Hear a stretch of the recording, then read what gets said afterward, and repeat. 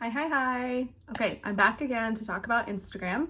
And the biggest mistake to avoid when you're marketing your photography business on Instagram, guys, I love Instagram because it is the number one source of lead generation for my wedding photography business.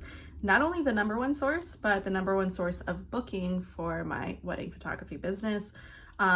Because when you do it the right way, the clients who come from Instagram are highly qualified and somewhat already invested in working with you. So let's just get into it because the other day I was doing a coaching call, and this is why I wanted to talk about this. Um, she was struggling with people were inquiring, but they weren't booking a call.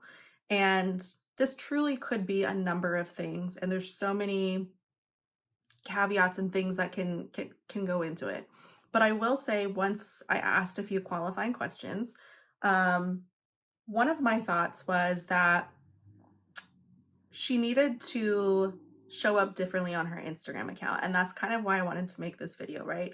So before I get into that and kind of like the advice that I gave her and the advice that I would give you, let's talk about why Instagram's so great. I mean, I know I went into it a little bit, but it truly is the best place to find and book luxury wedding photography clients because a lot of them are skipping past Google and they're going straight to Instagram because Instagram is such a used, regular, normal app, but also because they're using that as a source for inspiration for their wedding. And that's a lot of times where they will start searching for their wedding photographers just on there.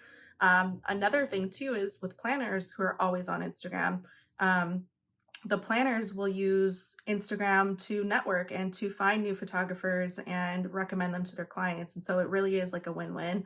The second thing is that the app is completely free. There's something to be said about paid ads, which I absolutely love. I never personally used them or had to use them for my wedding photography business. I use them for the education side. You can absolutely use that. But the thing with that is if you don't know how to do them right, you're going to just be wasting a ton of money. And a lot of us are not in a position to spend money on marketing in the first place. So that's why I'm like, you could get a fully booked out calendar with Instagram alone of high paying, wonderful clients who are amazing and ideal clients, right? So this is why I love Instagram and just like preach it all day long. Um, and the third reason that you should really consider Instagram as your primary marketing source for your wedding photography business is that you can literally, when you use it the right way, start attracting highly qualified leads tomorrow in your business, which is like, where else can you do that or guarantee that, right? Instagram is amazing. Now, with that being said, there is a wrong way to do it. And this is going back to the conversation that we had on one of my coaching calls in Roadmap to Booked, which is my signature program. You should join. It's amazing. I think it's waitlisted now, but opening up soon. So keep an eye out. But anyway, so I said, hey, can I check out your Instagram account when we were on the coaching call? And went on there and I saw that likely what's happening is there is a gap between who she's currently attracting from her portfolio on Instagram, and they are inquiring and seeing her prices when they inquire and they are scared off. And so she's essentially not attracting the right client, right? And so that is the biggest mistake when I see wedding photographers using their Instagram account is that they are posting for the sake of posting. They're posting to try to get more clients.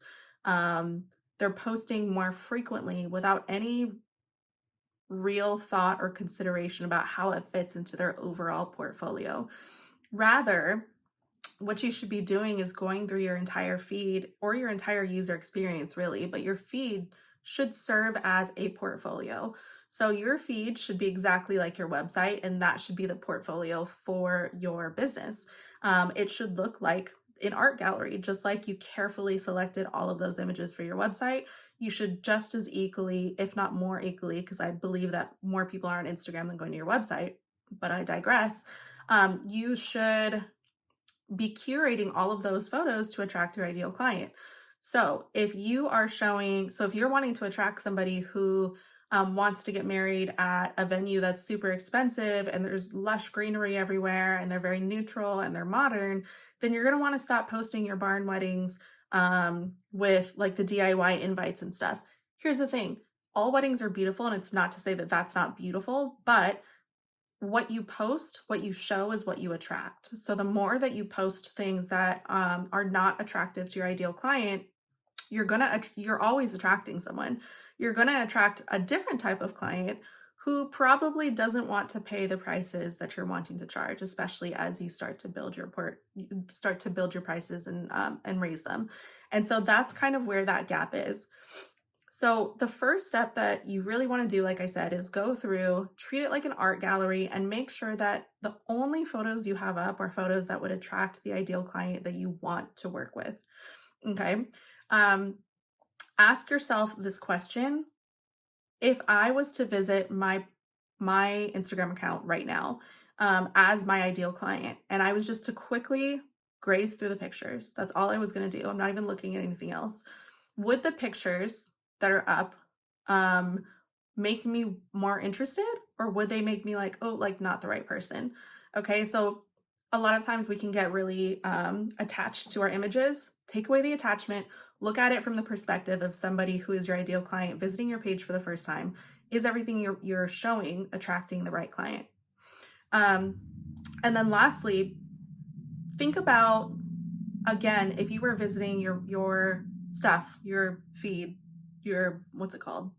Website, Instagram website, I don't know, the site, your feed for the first time, and you like the images, beyond the images, what is in your feed that would make someone want to follow you and want to learn more and potentially book you? Think about always, you are the ideal client. Are the highlights in your feed resonating? Are you showing up in your stories? Is that resonating? Is your bio resonating? Is the stuff that you're saying and that you're promoting outside of your images resonating with your ideal client? If it is not, you need to change it immediately, because you're always attracting someone, whether it's someone you don't want to attract or whether it's someone you do want to attract. So that's it. That's the number one mistake. Make sure that you are showing what you want to attract. And if you're not, make sure you change it. Now, I have an awesome freebie that we just created that is super helpful. And this is called 7 Reasons You Aren't Booking. And this really goes more into consultation calls. Now, if you do the things just from this video alone, you will start to attract a different type of client and get different types of inquiries who are more qualified to book you at prices that you want to book.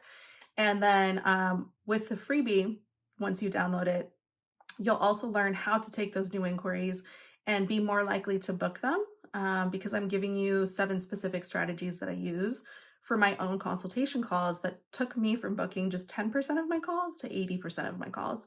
It's legit. I say 7 reasons why, but I also give you specific things that you can work on to really get more bookings in your business. So we'll leave the information for that below, and hopefully this video was helpful, and you can go back to your feed and start making those switches today. It's going to be really powerful for your wedding photography business. Anyway, thank you so much for watching, and I will see you in the next video. Bye.